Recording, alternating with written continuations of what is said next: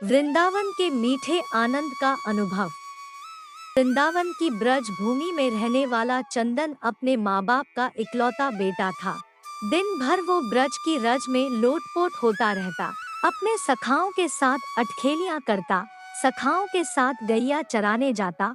शाम होने पर यमुना जी में स्नान करके वापस घर आकर माँ बाप के चरण छूकर प्रसादी पाता। यही उसकी दिनचर्या थी। चंदन में धीरे धीरे ठाकुर जी के प्रति सखी भाव जागृत होने लगा।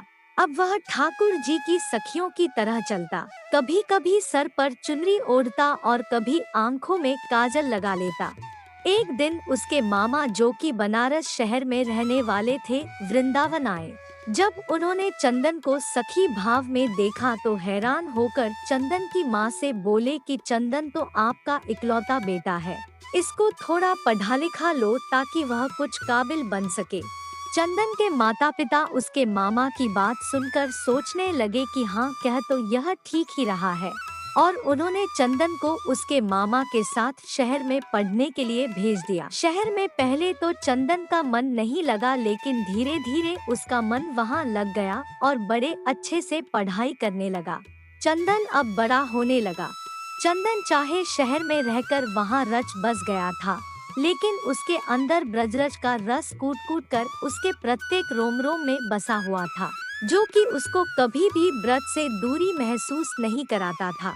इसलिए वह अपने आप को वहाँ अकेला नहीं समझता था, क्योंकि वह अपने अंदर ही पूरे आनंद में रहता था। चंदन की कक्षा में एक छात्रा उसकी सखी बन गई, जिसका नाम ललिता था। ललिता के माता पिता का बचपन में ही स्वर्गवास हो चुका था। वह अपने नाना नानी के साथ रहती थी। वह बहुत ही सीधी साधी लड़की थी। चंदन और ललिता की खूब बनती थी। स्कूल खत्म होने पर दोनों ने इकट्ठे ही आगे की पढ़ाई के लिए कॉलेज में प्रवेश लिया। वहाँ पर भी इकट्ठे पढ़े। चंदन की पढ़ाई अब खत्म हो चुकी थी। वह अपने घर वृंदावन धाम जाने के लिए तैयार हुआ तो उसने ललिता को कहा, क्या तुम मेरे साथ वृंदावन धाम चलोगी? तो ललिता ने अपने नाना नानी की आज्ञा लेकर चंदन के साथ जाना स्वीकार कर लिया। जब चंदन अपने मामा जी से विदा लेकर वृंदावन धाम पहुंचा तो वृंदावन में कदम रखते ही चंदन के हाव भाव बदल से गए। वह तो एकदम से सखी भाव में आ गया। उसकी चाल नर से नारी जैसी हो गई। वह अपनी कमर में हाथ रखकर चलने लगा। अचानक से उसकी चाल में आए परिवर्तन को देखकर ललिता हैरान होकर उसको देखती रही, लेकिन वह बोली कुछ नहीं। अब चंदन अपने घर पहुंच चुका था। घर जाकर उसने अपने माता पिता के चरण छुए और ललिता के बारे में उनको बताया। ललिता की सुंदरता और सादगी को देखकर चंदन के माता पिता भी बहुत प्रसन्न हुए। ललिता को वृंदावन आए हुए काफी दिन हो चुके थे, तो जब उसने चंदन से अपने घर जाने की आज्ञा मांगी तो चंदन ने अचानक से उसको कहा कि क्या तुम मेरी जीवन संगिनी बनोगी? अचानक से यह सुनकर ललिता घबरा और शर्मा सी गई और उसने मुस्कुराकर हाँ में हामी भर दी। अब उन दोनों की शादी बड़ी धूमधाम से संपन्न हो गई। लेकिन ललिता को कभी कभी चंदन का व्यवहार अजीब सा लगता था। चंदन कभी कभी अपनी आंखों में काजल लगाकर, सर पर चुनरी ओढ़कर, कमर पर हाथ रखकर न जाने कौन सा नृत्य करता रहता और किसी को रिझाता रहता। ललिता को यह सब समझ नहीं आता। एक दिन उसने पूछा कि आप कभी कभी ऐसा रूप क्यों धारण कर लेते हो? तो चंदन मुस्कुराकर उसकी तरफ देखने लगा और तभी उसने मन में कुछ निश्चय किया और कहा कि प्रिय, तुम सुबह तैयार हो जाना, मुझे तुम्हें कहीं पर लेकर जाना है। ललिता को कुछ समझ नहीं आया, लेकिन पति की आज्ञा को मानकर वह जल्दी सुबह उठकर तैयार हो गई। चंदन उसको बरसाना धाम ले गया और किशोरी जी के निज महल में जाकर उसने अपने पाँव में घुंघरू बांधकर, आंखों में काजल लगाकर, कमर पर चुनरी बांधकर नृत्य करना शुरू कर दिया।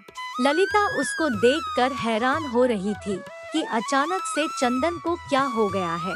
वह तो बस अपनी धुन में किशोरी जू के आगे नृत्य करता जा रहा था। उसका नृत्य इतना मंत्रमुग्ध करने वाला था कि वहाँ पर आए सभी भक्तजन ठिठक कर उसके नृत्य का आनंद ले रहे थे। बाहर से कभी कभी पवन का एक झोंका आकर चंदन के नृत्य का आनंद ले जाता।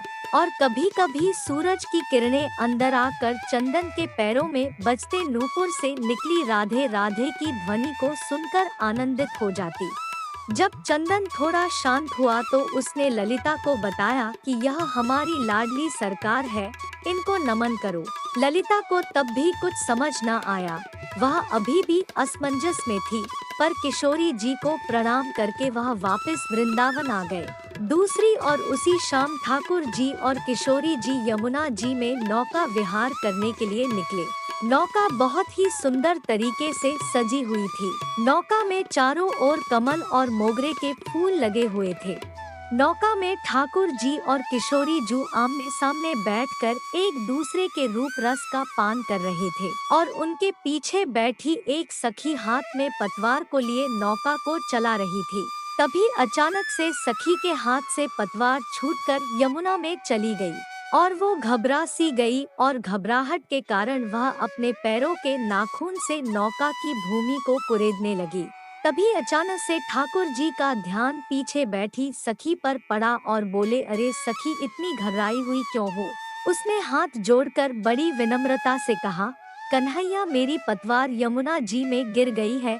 तो ठाकुर जी मुस्कुरा कर बोले, इसमें घबराने की क्या बात है? और आंखों ही आंखों में उन्होंने किशोरी जी को कुछ इशारा किया। अब एक तरफ से किशोरी जी ने और दूसरी तरफ से ठाकुर जी ने अपने हाथ को यमुना जी में डाल दिया और वह दोनों अपने दोनों हाथों को पतवार की तरह चलाने लगे। झुकने के कारण किशोरी जी के सिर पर ओढ़ी चुनरी यमुना जी में भीग रही थी और उधर दूसरी तरफ ठाकुर जी का गले में पड़ा पीताम्बर यमुना जी में भीग रहा था। हाथों पर पीताम्बर और चुनरी पर लगा इत्र यमुना जी में घुल मिल गया था। ठाकुर जी और किशोरी जी ने अपने हाथों से उस नाव को किनारे पर लगाया। अगले दिन ललिता की सास और ससुर चंदन के मामा के यहाँ कुछ काम से चले गए। अब घर में ललिता और चंदन अकेले थे।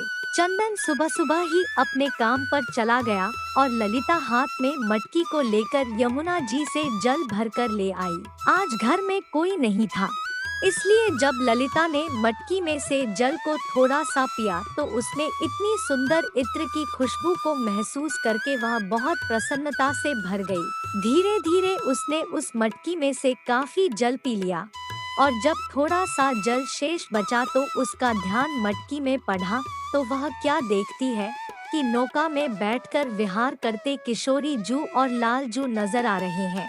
ललिता घबरा कर दीवार के सहारे टेक लगाकर खड़ी हो गई। उसको कुछ सूझ नहीं रहा था। मटकी से पिया हुआ जल धीरे धीरे अब उसके पूरे शरीर में फैल गया था। उसकी आंखों में न जाने कैसे अश्रु धारा बहने लगी। इतने में चंदन बाहर से आया और अपनी पत्नी की ऐसी दशा देखकर उसने पूछा, प्रिय क्या हुआ? ललिता के मुख से कुछ भी नहीं निकल रहा था, परंतु उसके होंठ कुछ कहने के लिए फड़फड़ा रहे थे।